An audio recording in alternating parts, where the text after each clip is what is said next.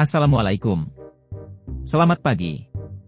Perkenalkan, kami dari kelompok 1 dengan anggota 1.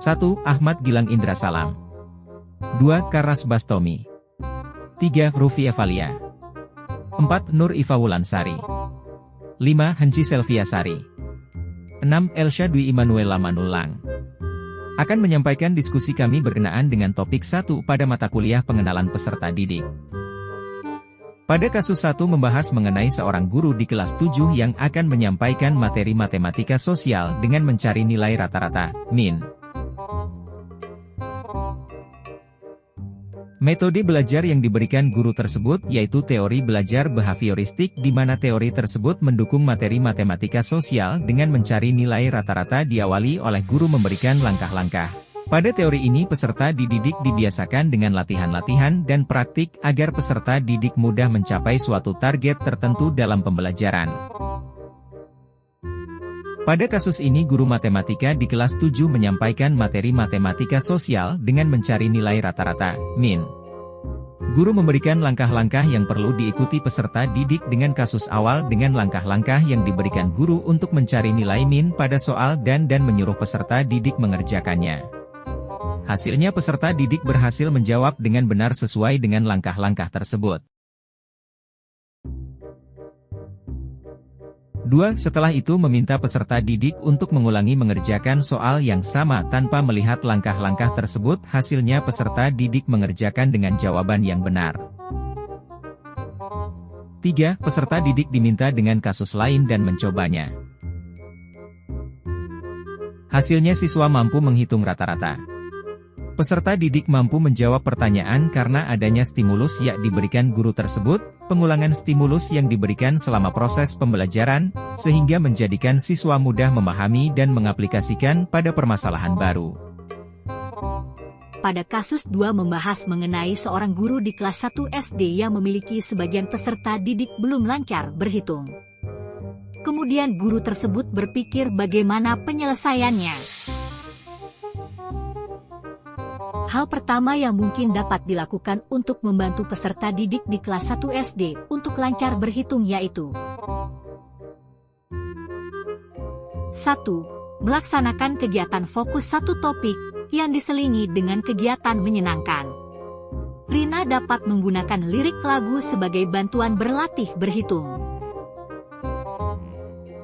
2. Metode yang dapat dipakai yaitu metode konstruktivistik seperti 1. Pembelajaran dengan pengalaman konkret, contohnya melakukan perhitungan dengan biji-bijian, buah, atau kelereng. 2. Mengajak peserta didik untuk aktif menghitung benda-benda yang ada di sekitar mereka. 3. Mengajak mereka bermain suatu permainan, contohnya bermain ular tangga atau jumlah tepuk tangan. 4. Mengajak anak-anak untuk berdiskusi. 5. Memberikan pujian yang dapat membangun semangat anak. 3. Hal ini bertujuan karena menggunakan lagu sebagai media pembelajaran menjadikan anak kelas 1 SD dapat mengikuti dengan lebih baik serta berinteraksi aktif dengan lingkungan sosialnya yang sesuai dengan teori behavioristik klasikal. 4. Hasilnya, anak kelas 1 SD memiliki perkembangan kognitif yang aktif serta senang belajar melalui pengalaman dan interaksi dengan lingkungan. Pada kasus 3 ini membahas mengenai seorang guru bernama Made yang mengajar di sekolah negeri di Bali. Ia akan mengajarkan peserta didiknya teks deskripsi. Namun, contoh teks deskripsi pada buku cetak yang dijadikan panduan menceritakan tentang bangunan-bangunan pencakar langit yang ada di ibu kota. Karena Made merasa peserta didiknya akan cukup sulit untuk menggambarkan bentuk teks deskripsi dengan menggunakan contoh tersebut. 2. Akhirnya Made mencoba memberikan contoh yang berbeda, yaitu dengan menceritakan tentang pantai dan makanan khas yang ada di Bali. 3. Menurut kami, keputusan yang diambil oleh Made sudah bagus dengan memberikan contoh yang relevan dengan lingkungan peserta didik. Dengan mengangkat contoh tersebut, peserta didik jadi dapat belajar serta lebih menghargai budaya yang ada di daerahnya, dan membuat pembelajaran lebih menarik, bervariasi dan bermakna bagi siswa. 4. Prinsip yang digunakan MADE ini termasuk dalam teori belajar konstruktivisme yang mana pada teori ini mendukung keterkaitan dari lingkungan sekitar dengan menggunakan panca indera seperti melihat, mendengar, menjamah, mencium, dan merasakan. Hal ini sejalan dengan tujuan dari teks deskripsi yang akan dipelajari bersama.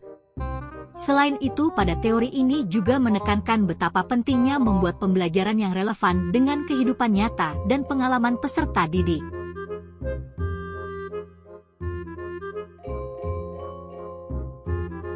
Sekian presentasi dari kami. Kami ucapkan terima kasih. Wassalamualaikum warahmatullahi wabarakatuh.